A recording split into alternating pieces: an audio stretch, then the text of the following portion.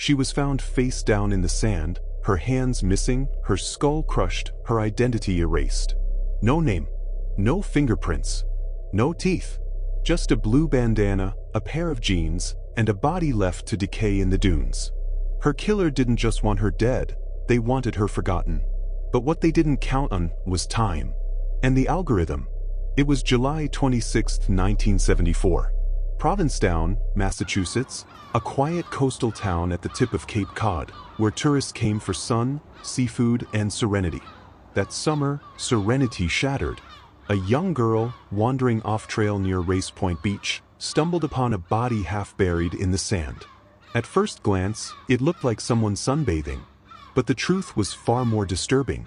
The woman lay on a beach towel, her head turned away. Her body posed almost peacefully, but her hands were gone. Her skull had been crushed, her teeth pulled. She had been dead for days, maybe weeks. The sun had bleached her skin. The insects had done their work. And whoever killed her had taken great care to ensure she would never be identified. She wore Wrangler jeans and a blue bandana. No purse. No ID. No signs of sexual assault. Her body was staged, deliberately. Her killer had removed her hands and teeth, likely to prevent fingerprinting and dental identification. It was surgical, intentional, and chilling. The autopsy revealed she was between 25 and 40 years old. Athletic build, auburn hair, beautiful, but no one came forward. No one claimed her. She was buried as unidentified female body. And the legend of the Lady of the Dunes was born. The crime scene itself was eerily quiet. No drag marks. No signs of a struggle. It was as if she had simply laid down and died. But the brutality told another story. This was not random. It was personal. And it was meant to erase her existence. Detectives launched a massive investigation. They scoured missing persons reports, checked dental records, interviewed locals, tourists, fishermen. The FBI got involved.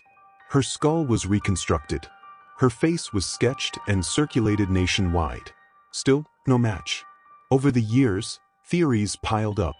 Was she a mob hit? A runaway? A victim of domestic violence? Some even speculated she was an extra in Jaws, filmed nearby that same summer. But the case grew colder. Her grave read simply, unidentified female. She became folklore. A ghost in the sand. A symbol of the unsolved. Imagine being the investigator who couldn't let go. The local who left flowers at her grave. The family who never knew she was missing. And the killer, who walked free, believing he'd buried the truth forever. This wasn't just a crime. It was a theft of identity. A silencing. And it left behind a void that echoed through generations. For decades, she haunted Cape Cod. Her image was etched into the minds of those who saw her reconstructed face. She became a symbol of injustice, of a life stolen and forgotten. The emotional toll was heavy. Detectives retired with her photo still on their desks. Journalists revisited the case year after year. Locals whispered her name like a legend. And through it all, her silence screamed for justice. Then, nearly 50 years later, the silence broke. In 2022, the FBI used genealogy, the same technology that helped catch the Golden State Killer, to identify her. Her name was Ruth Marie Terry, a 37-year-old from Tennessee. She had married a man named Guy Moldavin, a charming drifter with a sinister past. Moldavin had been investigated for the disappearance of his previous wife and stepdaughter. He was manipulative, secretive, and possibly lethal. Ruth had traveled with him to Massachusetts in 1974. She was never seen again. Though Moldavin died in 2002, investigators now believe he was responsible. The motive? Possibly financial. Ruth had inherited money. She had independence. And she may have discovered something she wasn't supposed to. The identification was a triumph of technology and persistence. It proved that even the most carefully buried secrets can be unearthed, if someone keeps digging. The Lady of the Dunes was no longer a ghost. She was Ruth, a woman with dreams, a voice, and a story that refused to stay buried.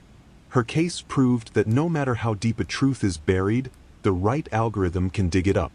It was a triumph of technology, persistence, and empathy. And it left us with a chilling truth. Even in the age of data, some crimes whisper through time, waiting for the right listener. Her story sparked renewed interest in cold cases across the country. It gave hope to families still searching for answers.